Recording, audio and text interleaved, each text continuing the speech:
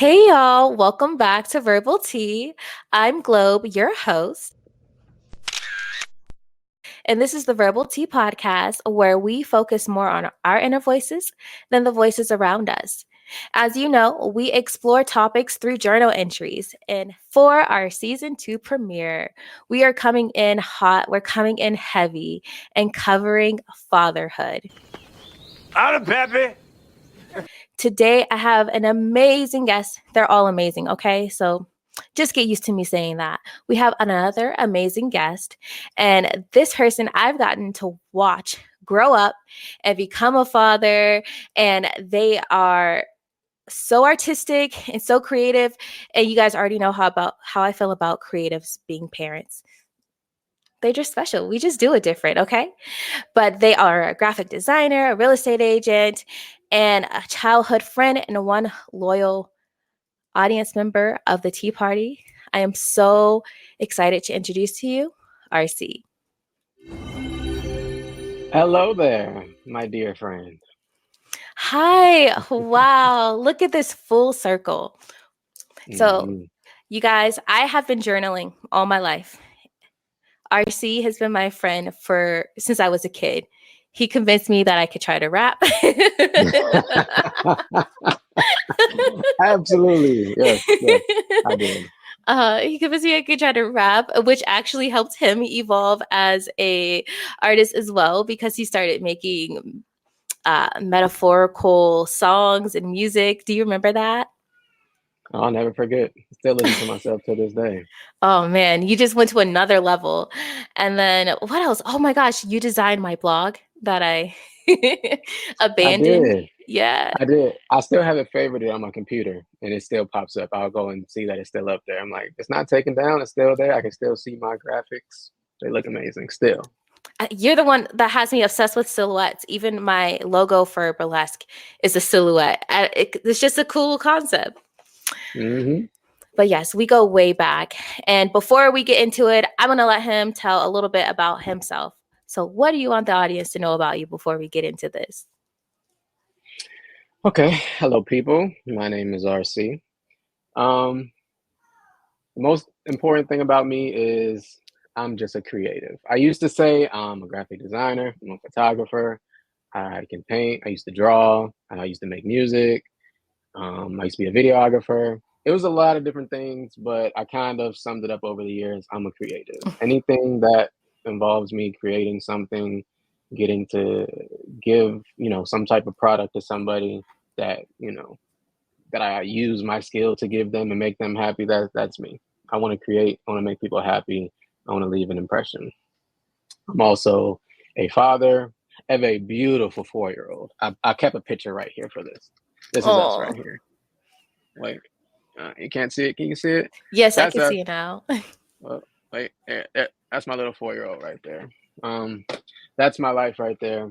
Um, Things changed when she came around. I knew I always wanted to be a dad, but when she came around, that's when life kind of shifted in many different ways that I'm sure we'll talk about. But yeah, that's my life right there.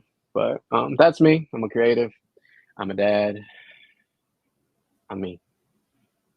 Yes, a lifelong creative. I remember I can go down memory lane because I've known this person almost all my cognizant life. I Yeah. remember the rubber band. Do you remember the rubber band necklace? Wow. The Soldier Boy chain. Yes. Oh my gosh, Talk about it. yes. That was a full-blown hustle for you. People love those.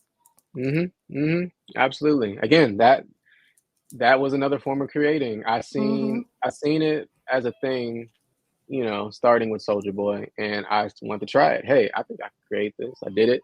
And I'm like, oh, what if I get different color rubber bands? Oh, because I think he just had like a brown one, like regular brown rubber Mhm. bands. Then I bought a pack of color rubber bands. I wanted to create that. People liked it. Started. I don't know. I think I've sold a few, but a lot of them I just kept for myself, and then I would give them away. But Mhm. it was just a way of me creating, and that's what I wanted to do. So yes, that was a phase. I still have many pictures of it.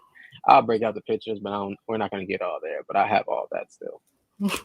We might just Memories, have to good do days. like a promo reel of just all of those. I remember those. I was like, That is so creative. How did he even do All that? my creative moments. Yes, it's all about creating for me. Of course. And then just like the vlog, you were so excited to support this. You're always in the comments, you're always just sending love to the show. So I'm so glad to have you on. I knew early on, before season 2 was even fully drafted, that I wanted you on for this topic. hmm I've been waiting for this. Yes, months. Yeah, and it's a lot of things I could talk about. Like when I watched the episodes, I'm like, oh, I probably could have did. I could probably could have helped with that, or not helped with that, but added to that. Mm-hmm. Um, but at this point in life, this was the topic, and I think you knew before I knew it that when you asked me about it, I'm like, yes, this is the one thing I can talk about more than anything else right now in life. Yes, I mean, apparently that's my superpower. I know what people Mm-hmm. can write about. That is true. But I'm so happy to have you on. Before we get into the prompt, I ask every person on the show this: what is your relationship with journaling right now? So it's not it's not as much as what it used to be, but and I also never journaled maybe the traditional way, like how you may do it. Like early on, my way of journaling was writing music. Mm-hmm. So it's even to this day when I go back and listen to old music, even stuff I didn't put out, I can tell I was writing to myself.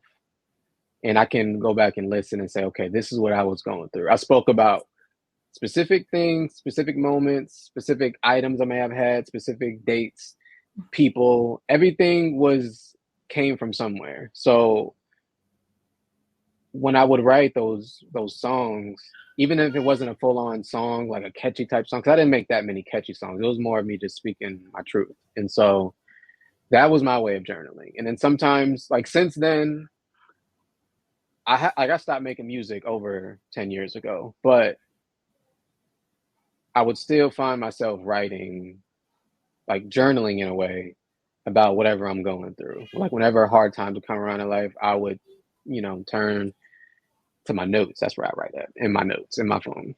But I would write how I was feeling about the situation because I've never been good at speaking out loud, but I can always think and write it down and get it exactly how I wanted it. So that was my idea of journaling was taking my thoughts, putting them against rhyming words, and it spits out a song. That was Mm-hmm. just my way of journaling. And so, but yeah, like as of recently, it hasn't been as much. I honestly say since I became a parent, I haven't done it as much.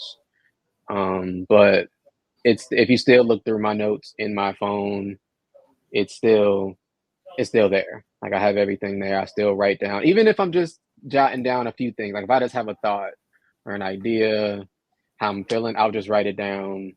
And I mean, if that counts as a journal entry, it does. I don't know exactly how it works, but that's how I do it. If I have a thought, I'll write it down. And yeah, so I have a relationship with some type of journaling. I just don't know if it's the traditional way, if there is a traditional way of journaling. I think it counts. I mean, there are people who aren't literate who still document their thoughts in different ways, with their in an artistic way, visual art. All I think of journaling is like a scrapbook of your thoughts that you were just in a space with just you and your thoughts, and you've documented that however you do. hmm Now, for me, as you know, I just love to write. So for me, that's just the standard way in my mind. But I see it with my kids growing up. My daughter can write now, and so she's trying to do hmm that. But I got to see her document how she feels or where she's at, what she's obsessed with at the moment through the crafts she built or through what she painted. And that definitely counts as journaling. Absolutely, I agree. Yeah, so we're already getting into parenthood because parenting really is a game changer. It opens up this whole world, and you think you understand that it's going to change your life. You think you understand it's going to change your world and how you view things, but you really have no idea until you're blessed to be responsible for someone else, A whole human being. a whole human being, and you get to just watch them grow. So this is about you. So let me just go back and because I could talk about my kids all day. Oh, I gave you the prompt, and let me see. The prompts I gave you, what I gave you two prompts, right?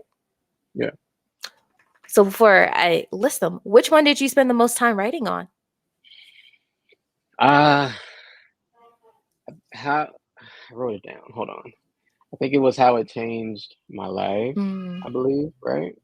Hold on, let me go back into my notes. Sorry. Should have had this, but I didn't. Um, the one I spent the most time on was how has being a father changed your life? mm, That one I kind of went on. That one was an easier question. The other one I mhm. spent, yeah. But so you want to know my answer for that? I would love to know your answer to that. Of course you would. That's what we're here for, right? Yes. So, um, that's one of those questions where you can answer it a lot of different ways. But for me, the one thing that I always come back to is it changed my life and it taught me different things. It's an education. It's an educational thing. So really, it helped me understand patience a little bit better. That's where it changed my life at. Because I've always been a patient person, but it taught me patience in a different way. You know, because I feel like in life you want to be patient with things. You don't want to lead with emotion all the time. And sometimes you may just want to give up on certain things in a way. Not completely give up, but when it comes to a child in difficult times, it's not as easy as just walking away from it. You can't just walk away from your child. No. You got to sit there. Well, in the early stages, you can't. Communication obviously isn't a thing when they're younger. Before communication is, how they speak. But like right now, I have a 4-year old. She's speaking, and we can have conversations now. But I find myself no, trying to figure out when I should explain things, when things don't need to be explained. 'Cause I know I've seen sometimes with other people where they'll kind of over explain things when it's not needed. You know what I mean? If it to Hmm. me, honestly, when it comes to something like if she's whining about something that's not a big deal, you know what I mean? Or something that's not as important, I should say. I'm not going to dwell on why I'm not gonna over communicate to her why it's not that big of a deal or how do I put this? It's hard to explain, but I don't know. I don't when it comes to important things like, hey, you're upset because I told you you can't do this. Let me tell you why you shouldn't be or I'm really trying to figure this out, but I'm not getting it right. That's parenting though. But Parenting is improv. Like you. yeah. Well, I'm not. We'll go past that. But basically, it taught me patience. Most importantly, it taught me love in a different way. Mm, Because we've been in relationships with different people, we have love for friends and family, but it teaches you love in a different way, and it's really hard to explain, right? And it also taught me, or it showed me what I think my love would look like on somebody else. oof. Do you know what I mean by that? Yeah. I'll explain. So my love language is touch and words of affirmation. Touch being number one. So my daughter, she's a daddy's girl, and I show her my love the only way I know how, right? And she's 4 now. She picks up on different things, and she's starting to she's starting to show her emotion with touch the same way I would. So I'll tell you this one. It's not even really a story, but I remember years ago, maybe she had to be 1, maybe 2. Um, I think she fell asleep on my bed, and I think I was doing something late at night, ended up falling asleep on the floor. It happens. I'd be tired. So I fell asleep on the floor, and I guess she woke up in the middle of the night while I was still there, and I woke up kind of startled because I just felt like somebody touched me. and I Mhm. like get up, and she's kind of just like leaning on me like this. Like she's not talking yet. I mean, she can say words, but she kind of just like leaning on me, and she like put her head on me, Oh. like she just wanted to be next to me, whatever, right? And so that was before words were said because she wasn't speaking. But like later on in life, sometimes she won't really be saying it. Like I'll just be on my computer at the desk or something like that, and she could be on the bed or in the living room watching something. But every now and then she'll just come in and she'll just like crawl up in my arms and kind of just like lay with me. She won't really say much. She'll just like lay in my arms or put her head on me, or she'll just like touch my face or my beard or something like that. And then she'll just get up and go. Oh And my gosh. that's always been a thing for me. Like I don't always have the right words to say, but if I love you, sometimes I won't know what to say, but I'll just come near. I'll come and sit near you, be in your Mm. presence. I may just like touch your arm or touch your leg, or just look at you. And I'm starting to see her do those exact same things, and I'm like, wow, is this what it would feel like? Is this the feeling that I give other people? Because it warms me. Like again, she doesn't always have to say something. Like now, she's starting to say certain things. Like I remember the other day, or not other day, maybe a couple months ago, she said we were just talking. We were in the car, and she was like, "You're the best daddy ever," or something like that. And that was her first time ever saying something like that. I'm just like, wow. You think about those kind of things, but like when you first have a child, like you want to hear those type of things. But I'm not gonna tell her to, hey, tell me this. Like I never told Right. her to say that, but she naturally just said it. And even before she was able to say that, she would show me just physically, like, "Hey, I'm here. I'm glad you're near me." That's what I get when she comes by and just kind of like just touches my face or just looks at me and smiles or just hugs me and then walks away. Because that's what I would do. So I'm starting to see that. Um, but what do you think about that so far? That You know what I I mean never by that? Yeah, I never thought about that, but you do because they mirror your behavior. And I always think about all of the behavior I want to model for them, but I've never thought, oh yeah, the way that I love, they reflect that. That is how they love because that's the first we teach them how. And I never thought of it on the level that you did. That was never Yeah. even a real thought. Like I know every behavior I want to model, but I never thought even our love languages, they'll display Hmm. they love us the same way. Yeah. And I think they can display it the same way, or it could be it could I feel like it could possibly become a trauma if it's not the right way. Mhm. What I mean by that is, like, I think about, like, should I be should I stay the exact same way that I am?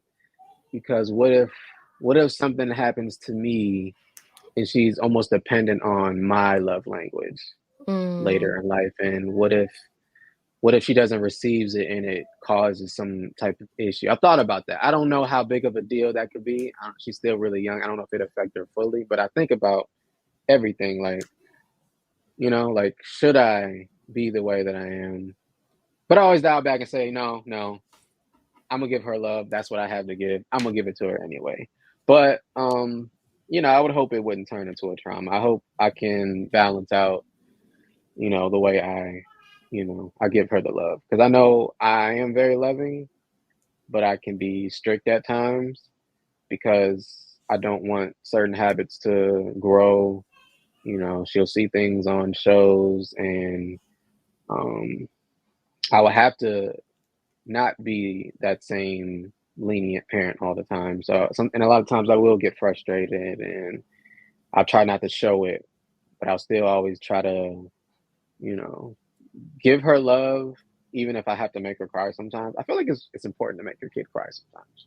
What? People Okay, people hot look at me take. crazy when I say that, but I feel like sometimes if a point isn't coming across the right way to them, I feel like sometimes you have to, you know, sometimes they have to feel something. Not like, I'm not talking about hitting them or talking down on them, but like if you can't, like if you wanted to have candy or something, like, no, you can't have candy. And why can't I have candy? You didn't have your dinner yet. You shouldn't be eating all these sweets.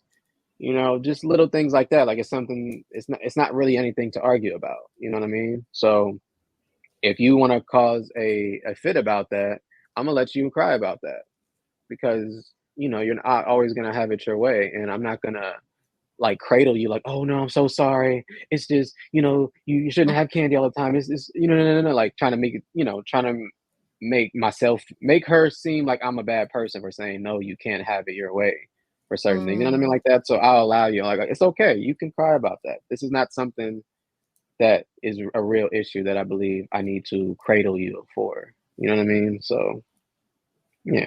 So Okay, yeah. with that context, okay. Now I am the over explaining parent. Hmm. So, and I Talk to do me. what? No, I said talk to me. I am. I mean, I can't judge your methods. I can't critique those at all. I know that I over explain things, and my daughter is 5 now, and she'll be like, "Okay, mom, okay, I get it." And but I think she could get it easily because I've been over explaining to her forever. Like she was 2 having full conversations with adults. And I think that's why. So when she does Yeah. something, when she makes mistakes now, she knows she made a mistake. I can just start to tell her and she's already connected the dots. But I do think that sometimes less is more, you know. Yeah. Um That's really what it mhm, is because the way you just was wording it just now, like, because I do feel like I over explain the things that need to be explained. mhm. When she's having certain emotions, I will try to over explain something. I wouldn't say over explain, but try to make sure that she comprehends what I'm telling her.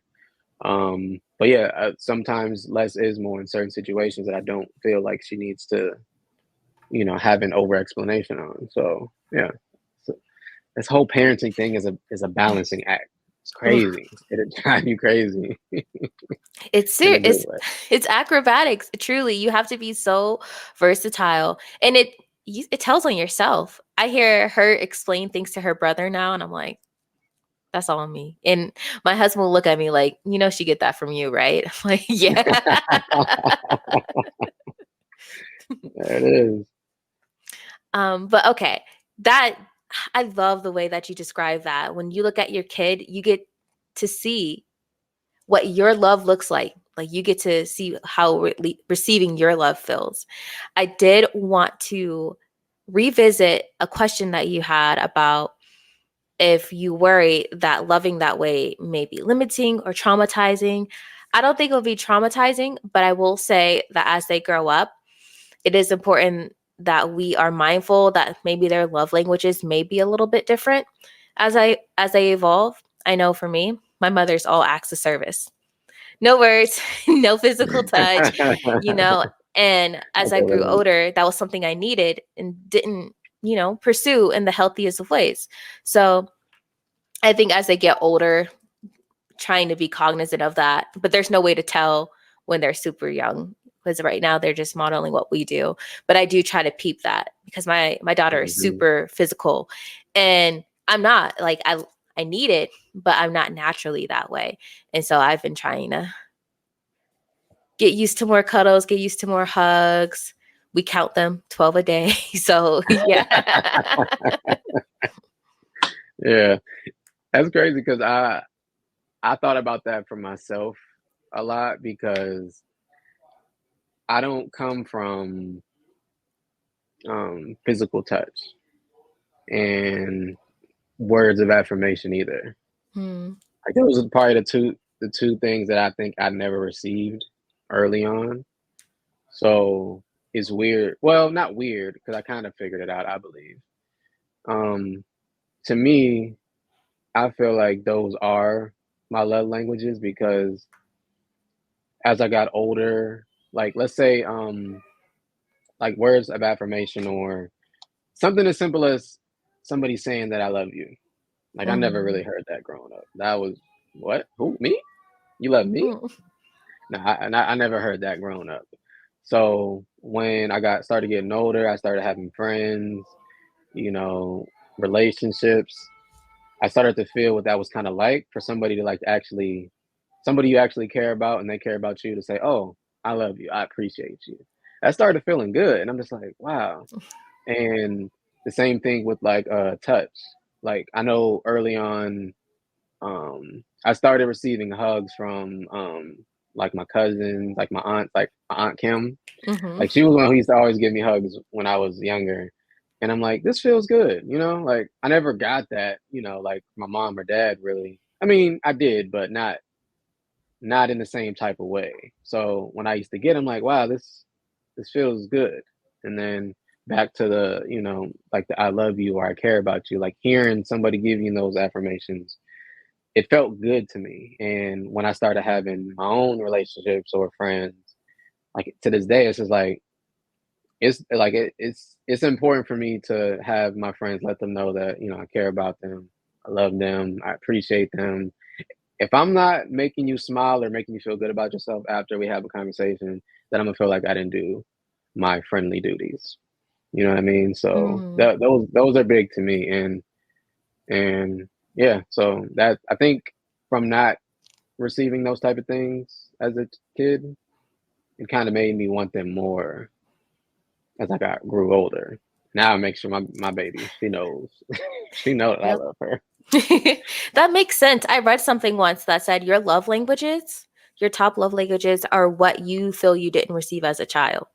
So That makes sense. there may be some truth to that now that you say that. And yeah, but for me, I still need I still need the same things because that's just like my attachment. But I mean, I need it all. Like all five love languages Yeah, are my love languages. But what I default to is I am going to, pour some encouragement into you. And if there's anything I can do for you, I am a sucker. I'm going to do it. So yeah. that's me. Like I trick out on whoever I love. It's a thing I'm working on. No, it's all right. Keep doing it. Keep giving. Keep giving. We are givers at heart, and that's all right. I mean, even if things didn't turn out long, it was still a good journey for me. Like it still fulfilled whatever part of me needed to be fulfilled. So I have no regrets about anything I've ever given. Hmm. And that is the journey to love. Oh my gosh. Insider. Yeah. Oh, that's such a good song. You just had that Hmm. was like an aha moment for you. Yeah, it was. It was. So, audience, we are referring to a song that he wrote that is just this whole metaphor about a journey to love, but it's like a road. It's like a journal entry in poetic form with the most beautiful beat behind it. Yeah. It's a masterpiece. That's again. That was I mean, around that time period was probably when I started writing more personal stuff, and like I remember I wanted to write rap, write music, write songs, I should say. Mm-hmm. And then in school, you know, we used to do poetry, and I used to write poetry like raps. Mm-hmm. But then when I would, you know, I don't remember what type of classes poetry used to be in. I don't know if it was in English classes or what, but in the classes, they would teach you the format of how, you know, poetry goes and or sonnets or Mm-hmm. basically how they would word everything and how they would speak in metaphors and all these twisted ways and twisted meanings. And so I took that and I started adding that, applying that to myself and how I would write. And then songs came out of it. And that's when I started writing more about, you know, my own life and my own feelings and what I was thinking about. And yeah, definitely made some masterpieces, you know? Oof, definitely motivating yourself in college, just all of it. I remember it like it's yesterday. I did want to just touch on that real quick, you guys. Y'all know I'm all over the place, but I do want to say that it is a common thing I'm seeing with my guests when they are men and we talk about relationship with journaling. They often refer to music. It's Hmm. definitely something worth exploring and just acknowledging more. Music is the common outlet for you guys. Absolutely. Good or bad. Good moments, I'm gonna turn to music. Bad moments, I'm gonna really turn to music. Really turning So, music. That's why, hmm that's like the common trope. If you see a rapper just looking really scruffy, something hmm good is about to come out. Like, he's about to drop something really good. Absolutely, absolutely. Cool. All right. Well, the second question I asked you, I want to get to it because I know that was a really good question as well. Um, I think it was what do you hope your daughter understands about you as a father? I'm not gonna lie, that one gave me some trouble. I really was sitting and thinking about that. I had some answers, but I didn't fully. I wanted to get more insight on that one, to be honest. But from what I got out of that, what I wanted her to know was, um,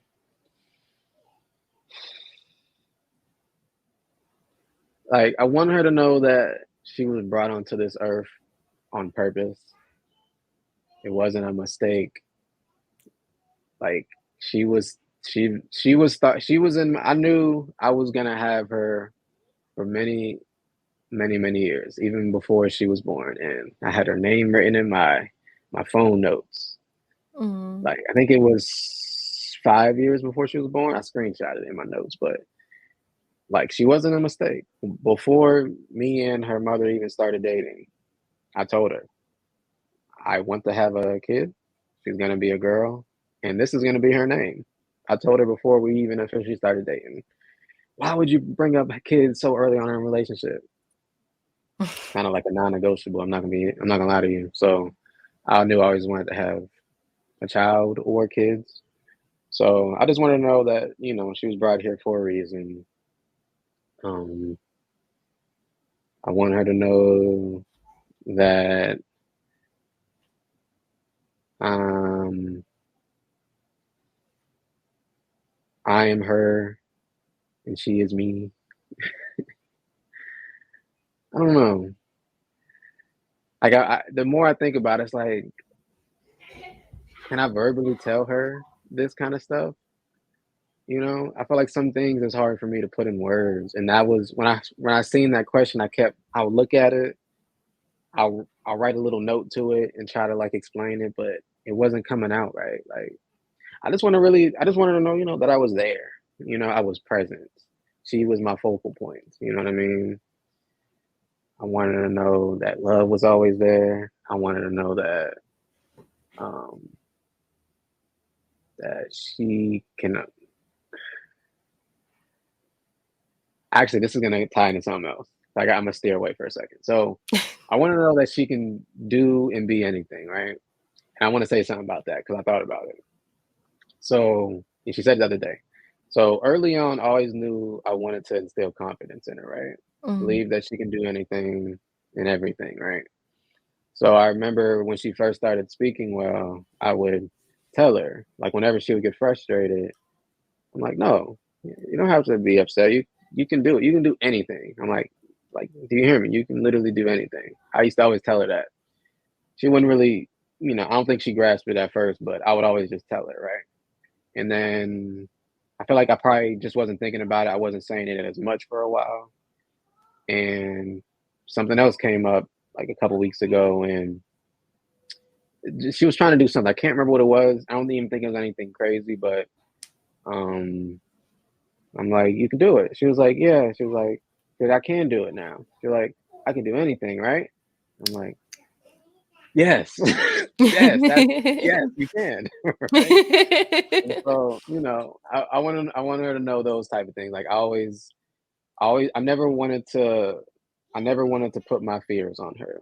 Mm, I never believed that I can do anything, but I always tried to. You know what I mean? I was never told that I can do any and everything. But whether I, whether she believes it or not, I want her to grow up believing it. You know what I mean? Like, mm, if right now she's not going to comprehend a lot of the stuff that I'm telling her, but she'll remember it. That's the thing mhm. about kids; they're not going to comprehend half of the stuff they're saying or they're hearing, but they'll remember it.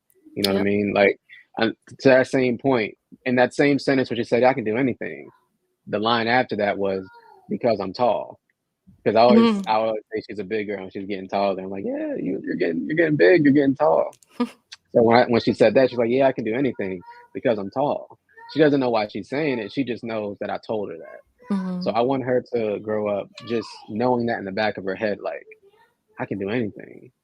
Like whenever something, you know, challenging comes up, I want her a little voice my voice in the back of her head. You can do anything, and I want her to use that, as something that could help her get through those tough times. So yeah, but yeah, that was I don't even know if that answered the question fully because I didn't even I only had notes for that. I didn't get a full on entry about that, but um, I don't know. What do you think?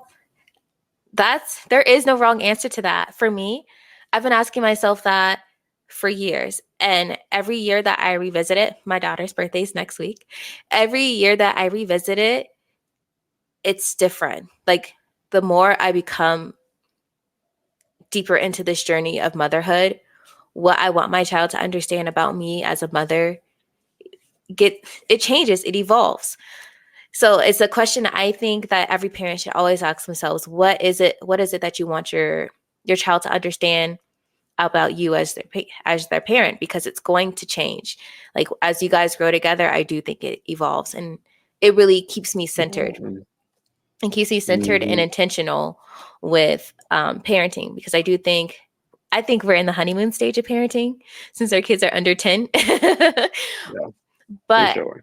I feel as they get older, it can be like, hey, I've done all this for you, I've provided for you, I've shown my love, and we don't revisit the our intentions. Kind of like a relationship. After a while, you're like, oh, we love each other. We don't really revisit where we are and what we may Mhm. need to pour in each other later down the line, like as the journey Yeah, continues. So it's a question.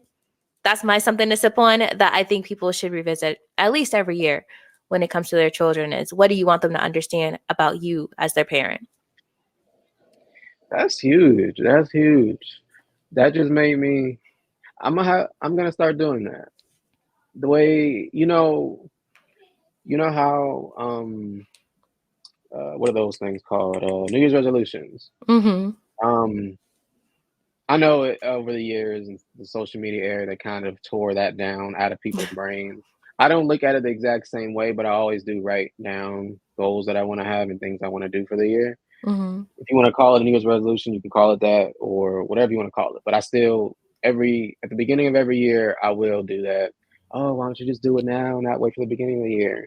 Because the week always starts on Sunday. Work always is going to be Monday through Friday. You always want to start on a clean slate. So regardless of how you want to do it, I can start it now if I want to. But it is something different about starting the year or starting the week, starting the day Mm-hmm. with something outlined. You know what I mean? So yeah, I'm gonna add that to my list. I'm gonna try to write down more of what we spoke about, and I want to revisit that year to year because I do believe yes that's gonna evolve the more time goes on. Because I know the things I was thinking about after she turned one was one, and then when she turned two was a whole different Mm-hmm. phase of things I was going through, and then three, and then now she just turned four. So yeah, that's gonna evolve every single year. Yes, that was a good one. I like that. I'm adding that.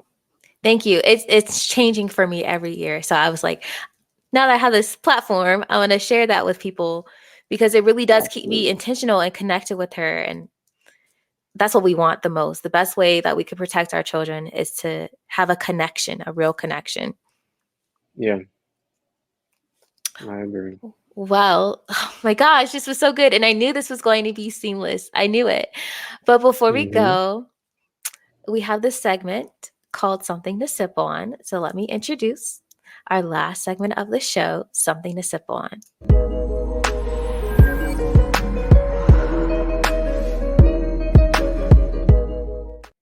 So since I've been on this parent journey for 4 years now, right?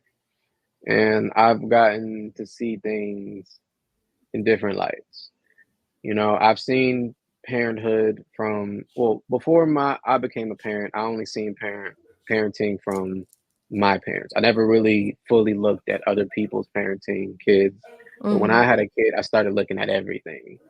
And I started seeing how everything stems from somewhere in the family, you know. And so there's a lot of stuff that comes with parenting that you just can't prepare for. Mm-hmm. And parenting is something that, yes, you want to hope for the best when you get into it. Like you want to have everything in line, you want to have your financials right, you want to be in the right headspace, but that's not always the case. I believe that I believe that there can be someone who is financially challenged, who can give the world to their kid emotionally, and I believe there's a family who has everything financially but doesn't have anything to give emotionally. Mm-hmm. You want to have a balance between the two, um, and it's going to be hard for all the soon to be parents, fathers specifically. It's going to be hard. The system is especially well. Yeah, I co-parent with my daughter and her mother. So they call it a co-parent, even though I'm a parent. Just call it a parent, but that's what they call it. So for people who are going to be like in my shoes, it's challenging. It's hard. Um, Parenting. If you have the opportunity to be with someone and create a child, the hopes are always to grow that as a unit. That is the way you would always want it to be, but doesn't always work like that. A lot of people can attest to that, but Mm-hmm. for me, even from a father, even if you are not together with that person that you made a child with, you still have an obligation that you need to stand by, you know? So I feel like some fathers or dads or whatever you want to call them, just because they break up, they feel like they don't have to do as much anymore. I see a lot of mothers on their own right now. Mm-hmm. Dad's just out there doing what they want. They're living their life. They check in on the kid when they want, and then they go and keep living their life. And then the mothers are stuck to deal with everything.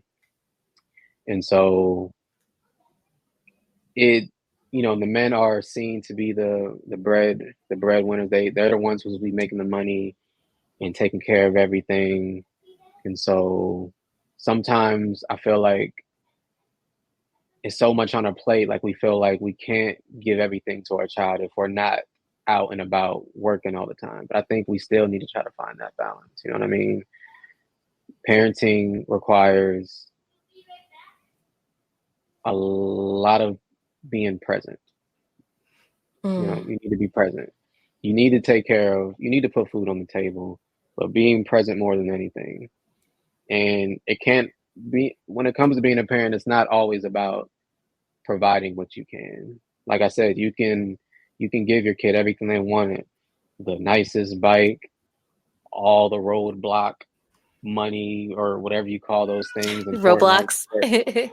all those things. You can give your kid everything, but if you're not there emotionally and just being there present, your kid might not notice it when they're young because they're just taking it in. But as time goes on, they're going to start to notice a lot of what wasn't there. You Mm-hmm. know, if you're working all the time and if you're working crazy just trying to get the money right and provide for a future, which is okay, and you're missing out on these recitals, these baseball games, basketball games, and you're missing out. As your kid gets older, they're gonna start to look around. They're celebrating at the end of a game. Their friends Mm-hmm. are going off into their parents' arms, and they start looking around. They're still excited, but they're like, "Wait, you know, where's my dad? Where's my mom?" I'm speaking to dads. Like, where's my dad? Mm-hmm. And then it's times where you'll see. I seen a video the other day on Instagram of a dad getting into it with his kid, and he was like, "Do you know how hard I work for you? I'm working 80 hours a week just to put food on the table and make sure that your future's good. That's You want that. We applaud you for that. But if you can't be there when your kid needs it the most, it's gonna backfire on you every single time. You know what I mean? And that's the last thing I want to give my child is trauma, trauma from me not being present. You know what I Mm-hmm. mean? I don't want I don't want her to have that type of trauma. She's gonna have some trauma from something. I don't want it to be from me not attempting to be there or to give her what she needs. I may not be able to give her $1 million tomorrow, but I can give her my time. I can give her my love. You know what I mean? So there's certain things. There's certain things, and when you become a parent, that you have to put at the forefront. You still need to live your life and be happy. You can't give your well. Let me tread lightly. Every parent wants to give their a lot of. I was willing to give my life up when my child was born. When I knew I was having a baby, I was ready to give up my personal life. I was never, big on going out, but I was ready to give everything up just to make sure that she was okay. But then you can lose yourself like that. And what's Mm-hmm. if my child just grows up seeing me miserable by myself and unhappy, that's gonna start to rub off on her. You know what I mean? Yep. So yeah. Um, I think I just went like in a million different ways just now, but that's a few different cups you can sip on. Mm-hmm. Parenting is the most beautiful thing you can ever deal with. It'll change your life for the better.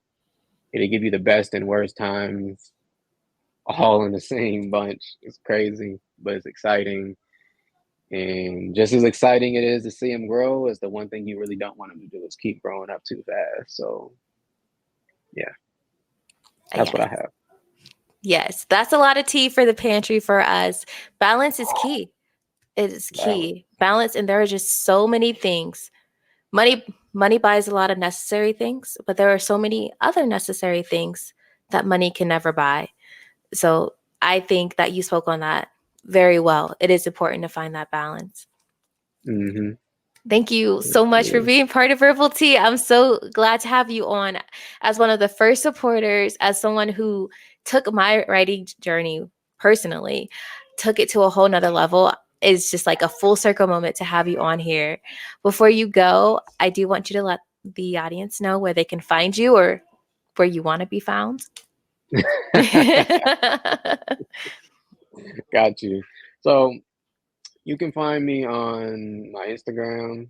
It's that creative RC, or you can find me on my real estate page, which is that realtor RC.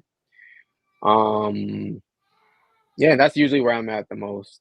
Um, you can tap in with me if you want to see more about real estate. I'm in the real estate construction market, so if you want to see, how these houses are built from the ground up, you can see a little bit more on that.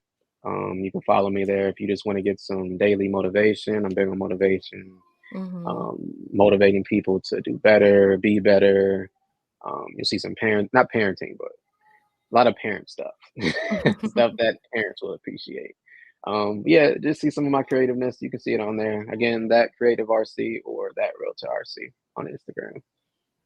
Yes. And of course, as you know, I will have that in the show notes for you guys as well, so that you guys can just copy paste or click and support him. Thank you guys so much for tuning in. And you know that you can always follow Verbal Tea at Verbal Tea Time on TikTok and Instagram, or Verbal Tea on YouTube, Apple Podcasts, Spotify, wherever you stream it.